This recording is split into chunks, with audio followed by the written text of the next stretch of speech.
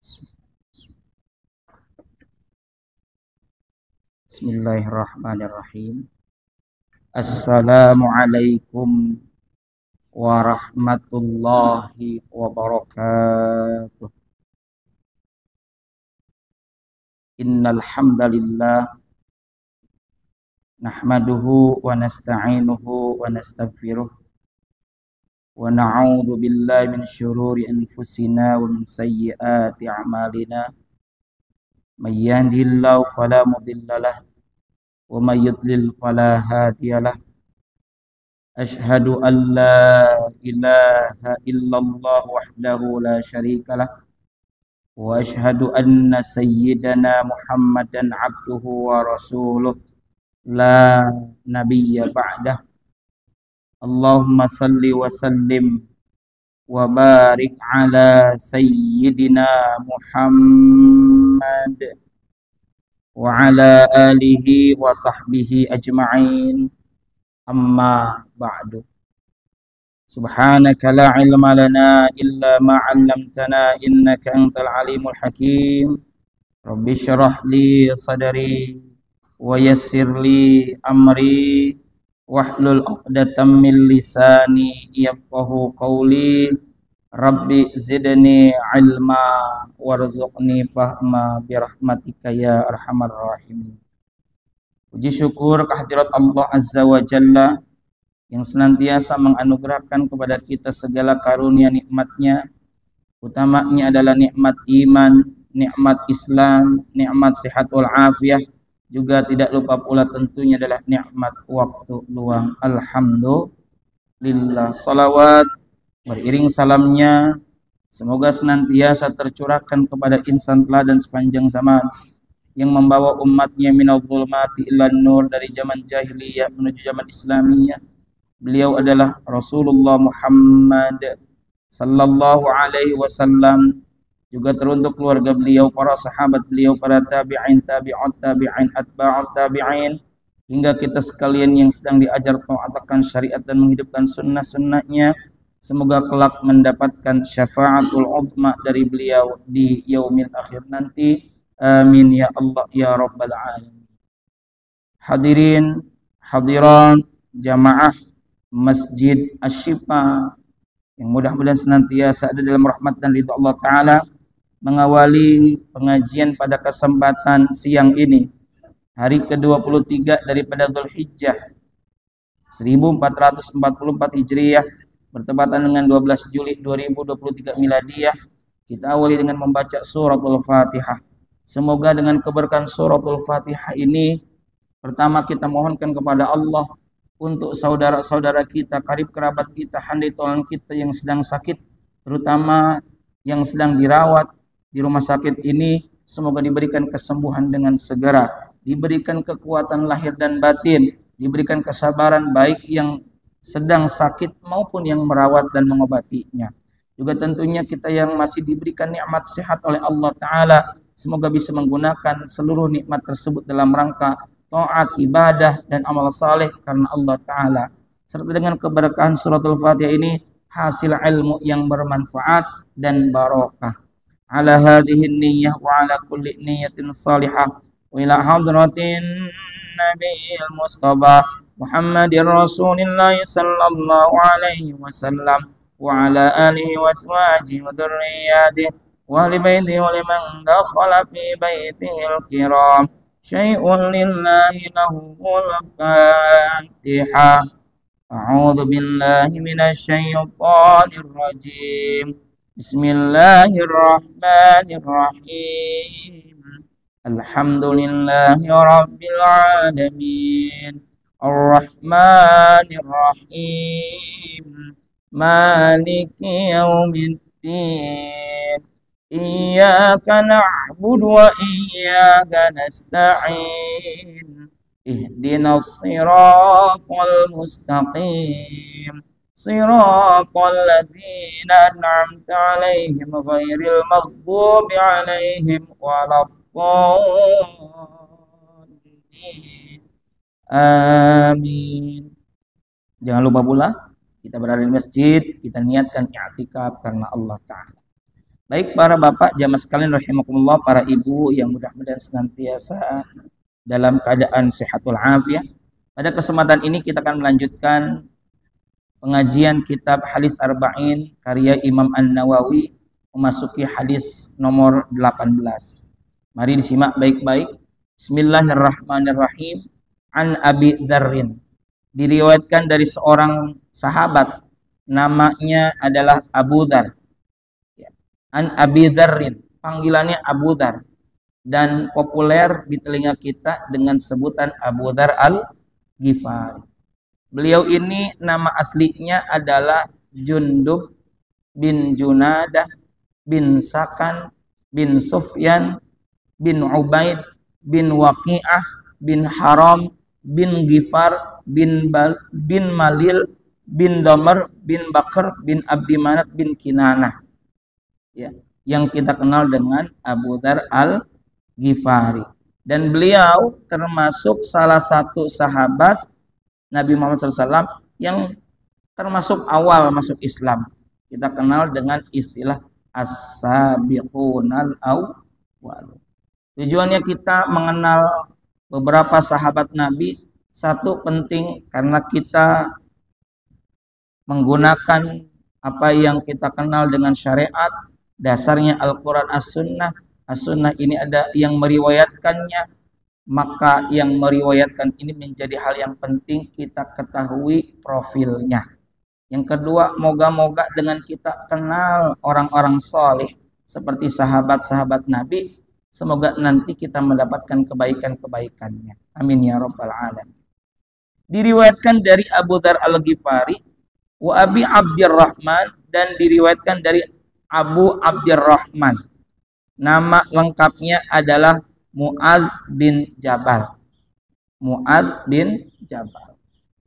Kalau Mu'adz bin Jabal ini termasuk kalangan sahabat Ansor, bukan Muhajirin.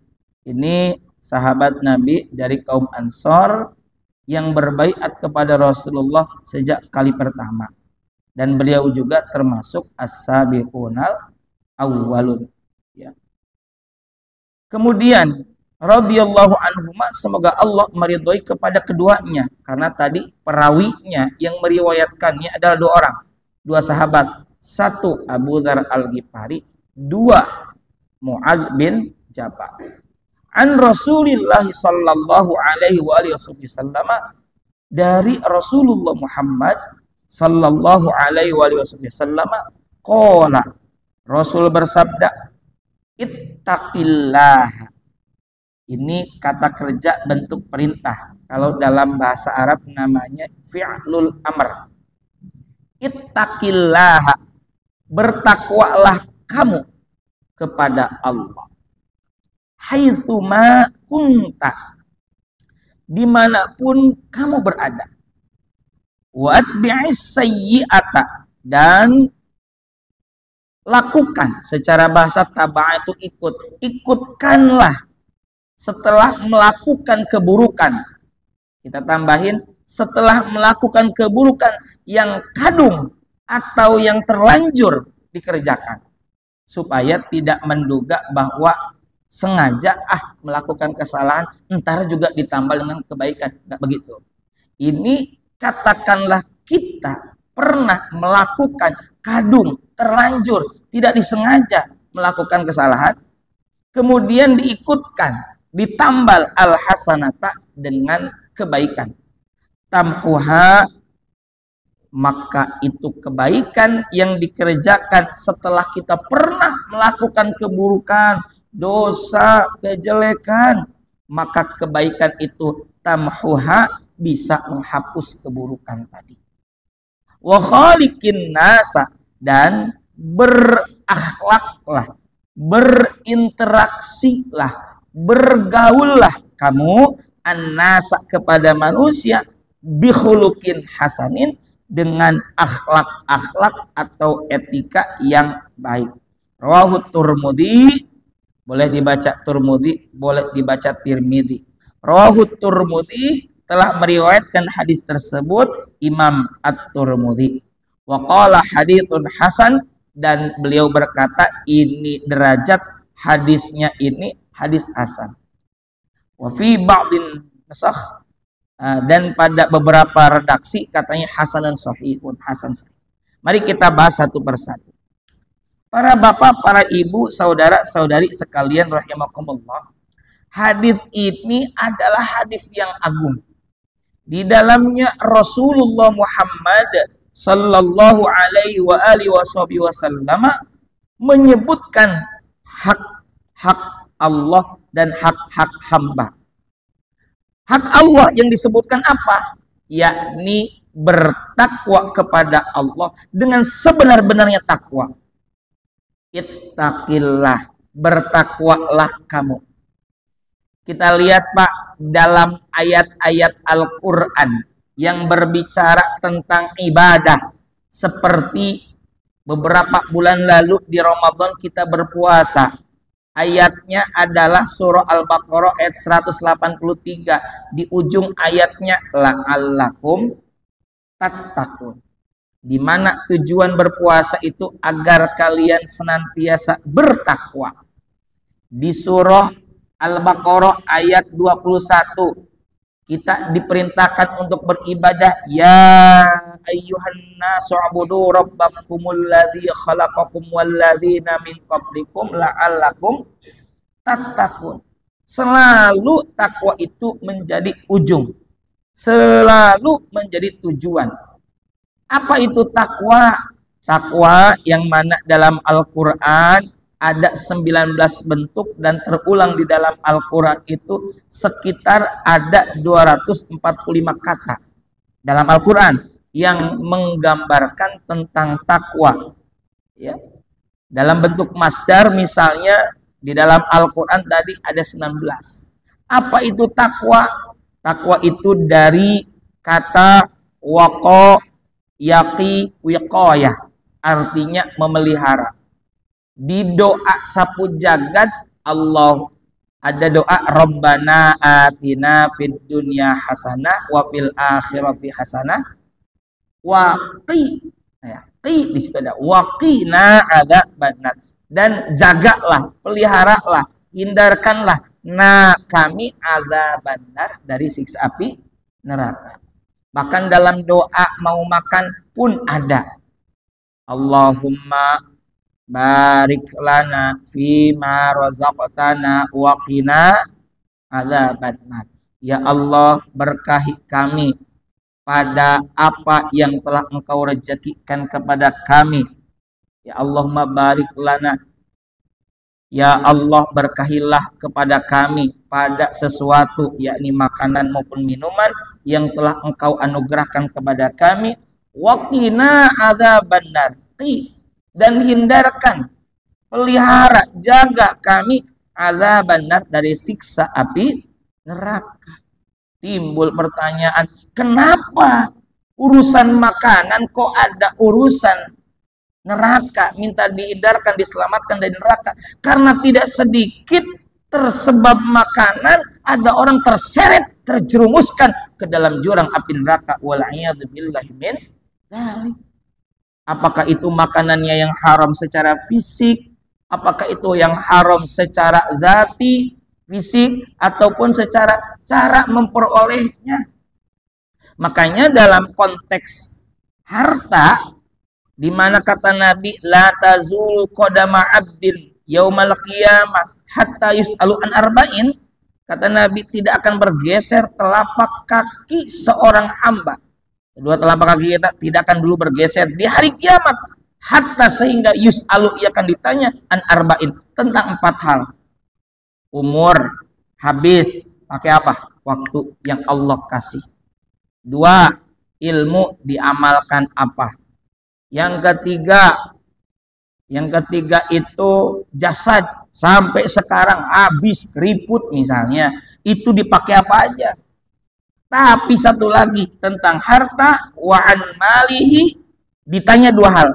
Min ainak tasabau, dari mana ia memperolehnya? Wa fima anfaqahu, dan pada perkara apa ia membelanjakannya. Makanya hati-hati terhadap harta yang kemudian kita tasarrufkan, kita distribusikan dalam bentuk makanan, jangan sampai tersebab makanan ada yang disiksa di api neraka. Naudzubillahi min dzalik. Jadi secara bahasa waqo yaqi wiqaya itu takwa, memelihara.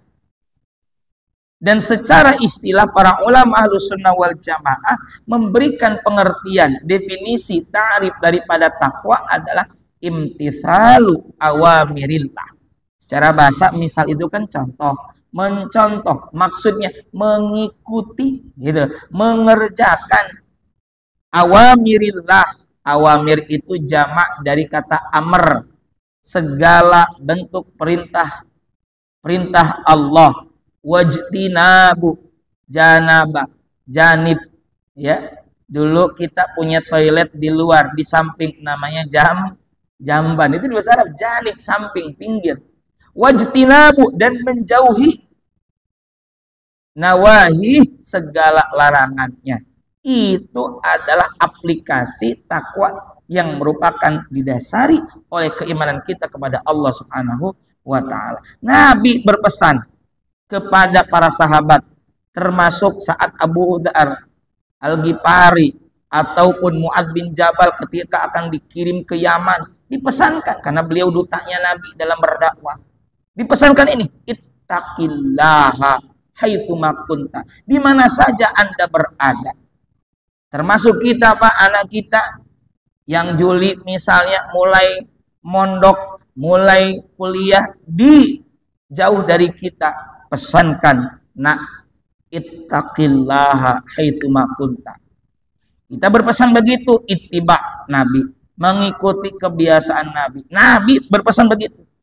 Ingat, nak, takwa di mana saja kamu berada. Termasuk perwujudan dari takwa, kita lihat di surah Al-Baqarah ayat 2, hudal lil muttaqin, ketika berbicara petunjuk bagi orang bertakwa. Itu Quran adalah petunjuk bagi orang bertakwa. Di ayat 3 dirincikan, alladzina yu'minuna bil ghaibi wa yuqimunas shalah. Di dalamnya apa? Mendirikan sholat. Maka rincian dari takwa kita berpesan, anaking, kalau orang Sunda bilang, ananda, jangan lupa, jangan lepas sholat. Karena masih ada saja orang yang menyepelekan sholat. Naudzubillahi min dzalik. Maka kita juga sama berpesan, ittaqillah, bertakwalah kamu kepada Allah. Makanya ini merupakan hak Allah, di mana kita kudu bertakwa kepada Allah. Itu hak Allah. Seperti dalam kesempatan lain, Nabi juga memberikan wasiat untuk apa? Ubudullah wattaqu, beribadahlah atau sembahlah oleh kalian Allah kepada Allah, wattaquhu, dan bertakwalah kepada kalian kepadanya, kepada Allah Subhanahu wa Ta'ala. Ini yang menjadi wasiat para nabi, para rasul kepada umat-umatnya, bertakwa. Padahal dengan bertakwa itu, para bapak jamaah sekalian, di Al-Quran telah dijelaskan caranya, cirinya, gitu. Jadi di Al-Quran itu ada cara, ada ciri, ya. Caranya bagaimana, cirinya bagaimana, di Al-Quran ada. Apa caranya? Bahwa orang yang bertakwa diantaranya tadi di surah Al-Baqarah 3, alladzina yu'minuna bil ghaib, orang-orang yang senantiasa iman kepada yang gaib. Yang gaib bukan berarti tidak ada, tapi belum nampak oleh kita. Contohnya surga dan neraka ada, kita kudu iman. Wa yuqimuna shalah, yuqimuna dalam tata bahasa Arab, dalam saraf ini fi'lul mudhari'. Fi'lul mudhari' kalau dalam bahasa Inggris mirip-mirip dengan present continuous, bahkan ada future-nya, sedang dan akan, now and future, zaman hal, sedang dan mustakbal yang akan datang. Jadi mendirikan sholatnya kudu rutin, istiqomah.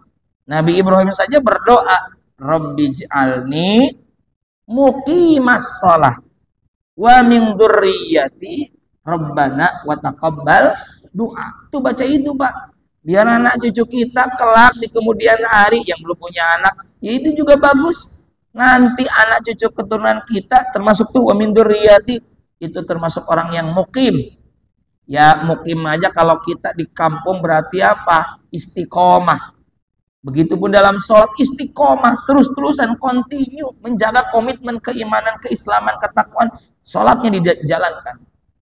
Wa yuqimunas sholata wa mimma razaqnahum yunfiqun.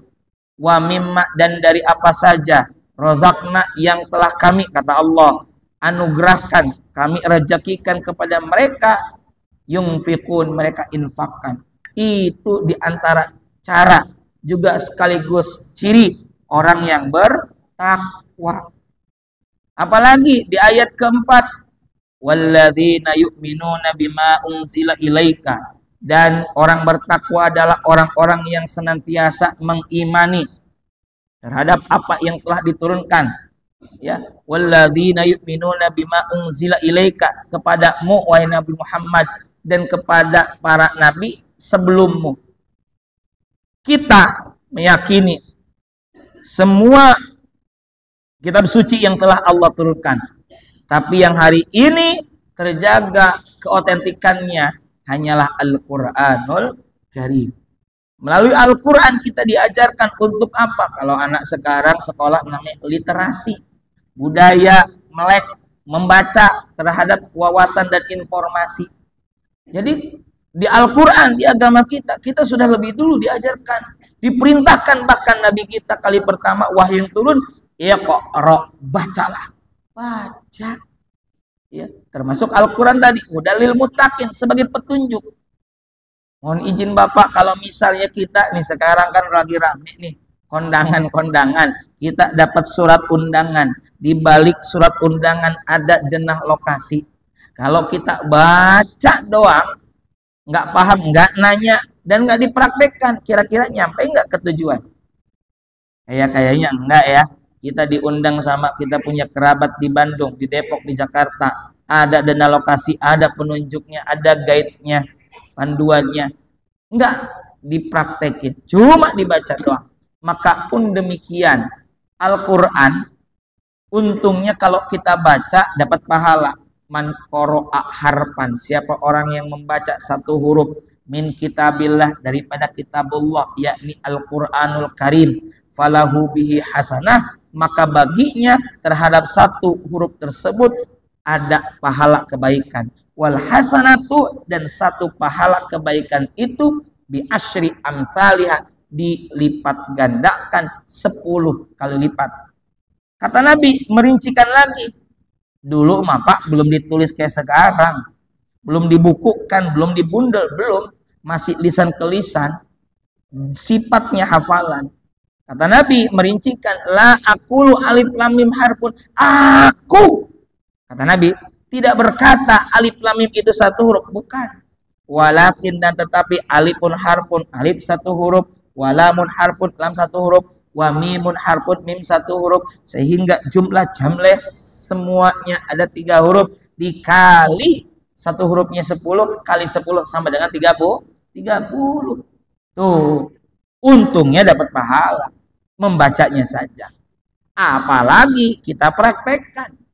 Makanya ada kata tilawah itu Pak, kata tilawah Al-Quran sebenarnya membaca, memahami, dan mempraktekkan. Karena tilawah itu dari kata tala yatlu. Coba deh dalam surah Asy-Syams, wasyamsi wadduhaha wal qamari idza talaha, wal qamari, demi bulan, idza, apabila, tala, mengiringi, ha itu matahari, karena kan bulan mengiringi matahari. Jadi tilawah itu apa? Mengiringi tilawah itu mengiringi aktivitas membaca dengan memahami dan mengamalkannya. Makanya tadi Al-Quran sebagai hudan, petunjuk lil muttaqin, bagi orang-orang yang bertakwa. Kalau tadi saya umpamakan, analogikan dengan surat undangan, nah lokasinya, ya ini Quran tentu harus lebih dari itu. Itu hanya gambaran sederhana biar kita paham saja.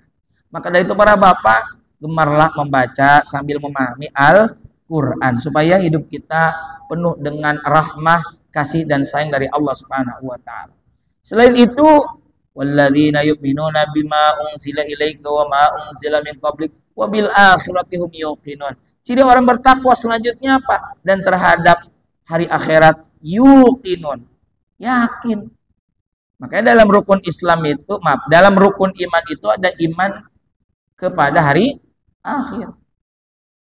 Kenapa ada iman pada hari akhir? Di antaranya supaya ketika kita beramal yakin akan ada ujungnya, yakin istilah kita ada reward and punishment, ada pahala atau balasan, kebaikan maupun keburukan akan dibalas. Istilahnya begini, bahwa iman kepada hari akhirat mengajarkan kita hidup yang visioner, punya visi ke depan karena Allah, dan bahwa nanti akan ada pertanggungjawaban di hari akhirat. Yakin itu, percaya. Makanya dalam beberapa kesempatan ayat dan Al-Qur'an, Nabi misalnya dalam hadis ya, dalam hadis, "Man kana yu'minu billahi wal yaumil akhir." Selalu diulang, siapa orang yang iman kepada Allah dan hari akhir, misalnya, "Fal yukrim dhaifahu." Maka muliakan, hormati tamunya. Artinya apa? Iman pada Allah dan hari akhir buktikan dong dengan menghormati tamu. Kenapa ini sering diulang? Karena kaum musyrikin dulu mereka, di ayatnya ada wala in sa'atahum man khalaqas samawati wal ard la yaqulunna Allah. Ya. Mereka kalau ditanya siapa pencipta, mereka berkata Allah, pencipta. Tapi kalau ketika ilah, Tuhan, mereka nggak iman. Gitu loh.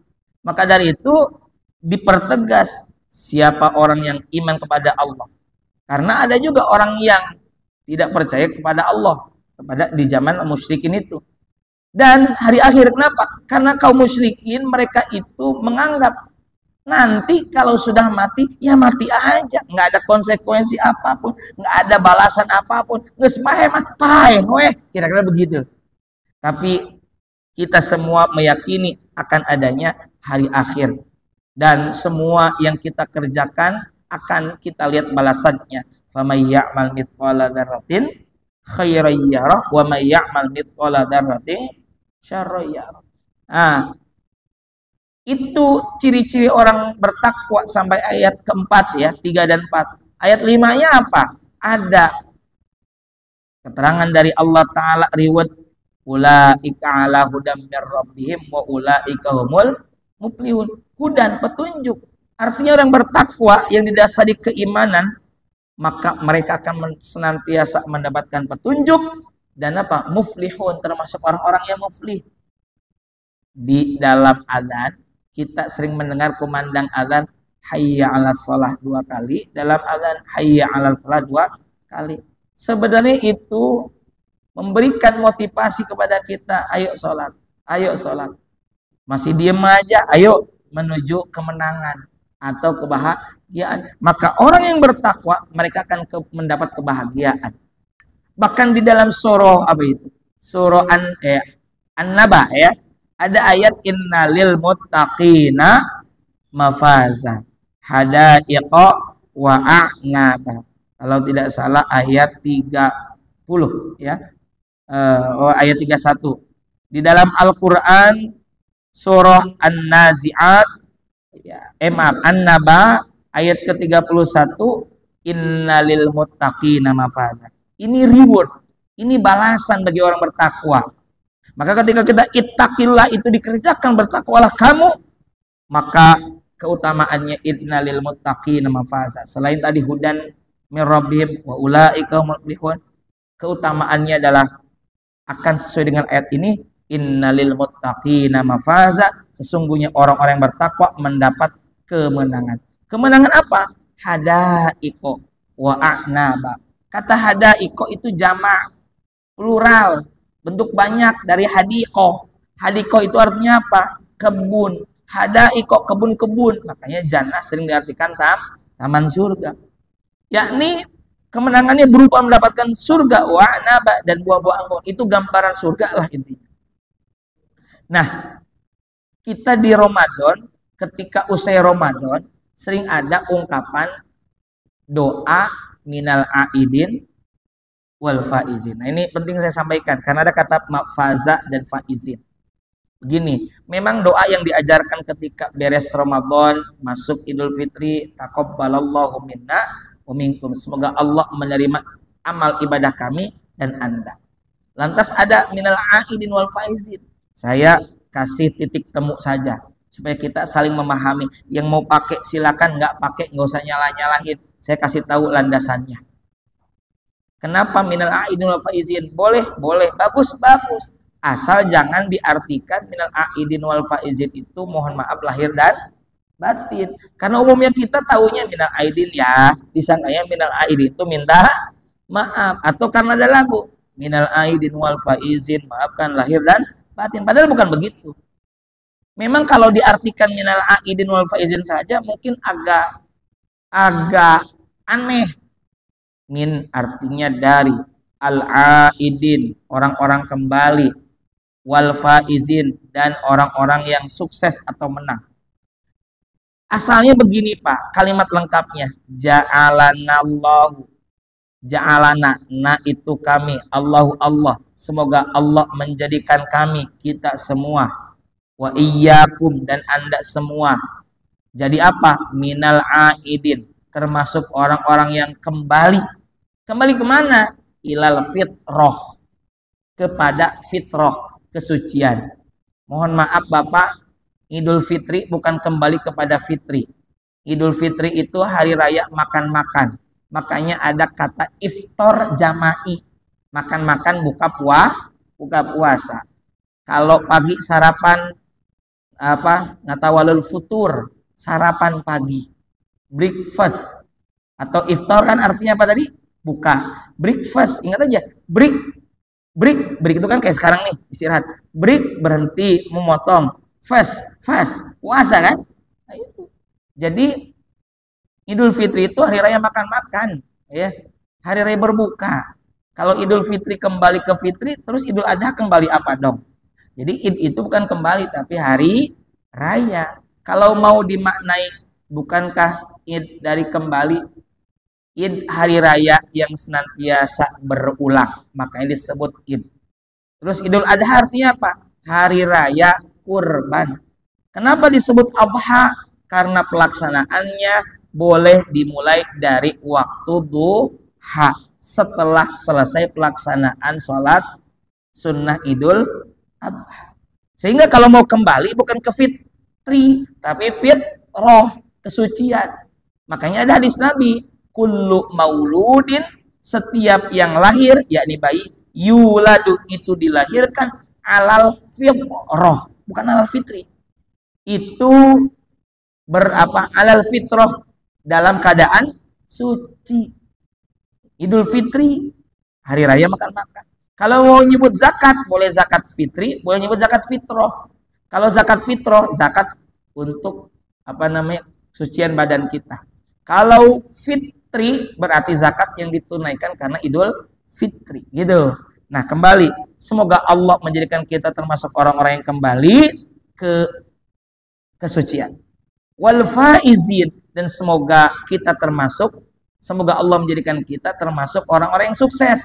Apa? Bil jannah, dengan menggapai surga. Kenapa mafaza? Kenapa faizin? Karena tadi di ayat 31 surah An-Naba, innalil muttaqina mafaza.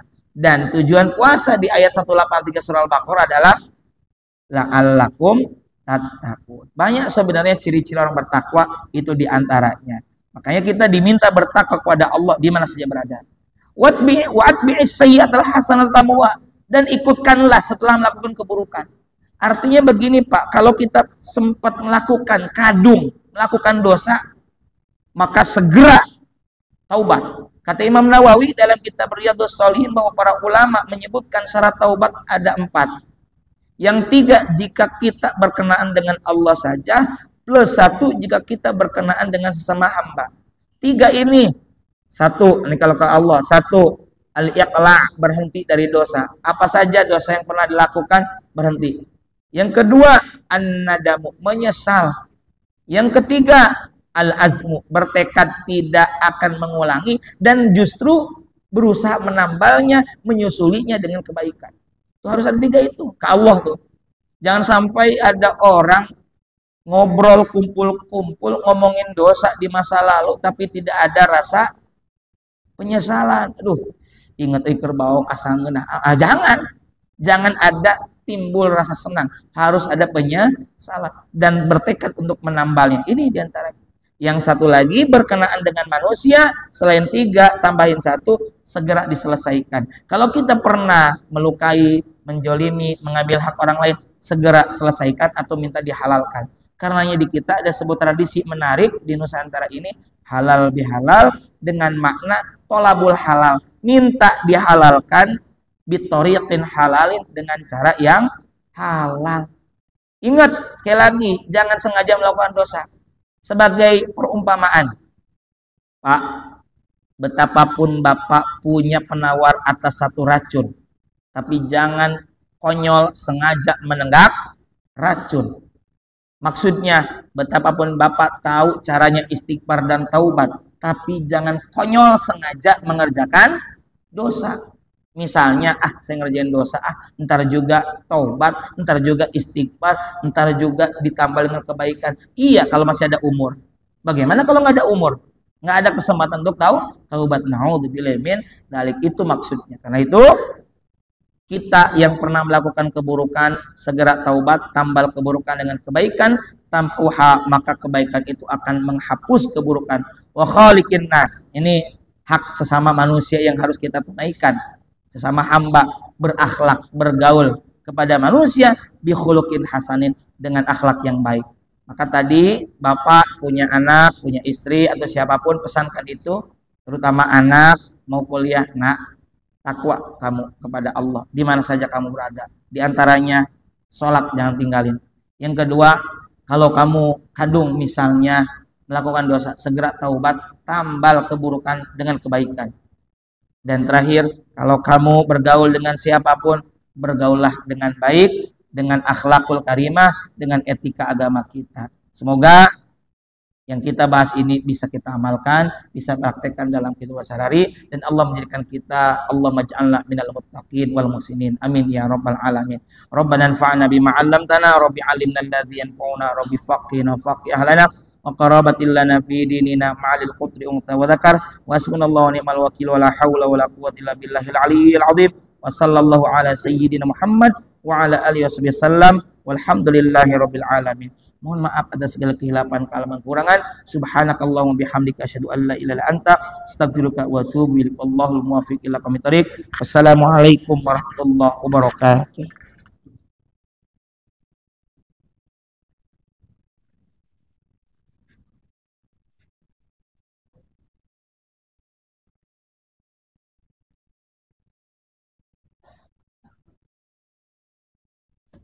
Eh,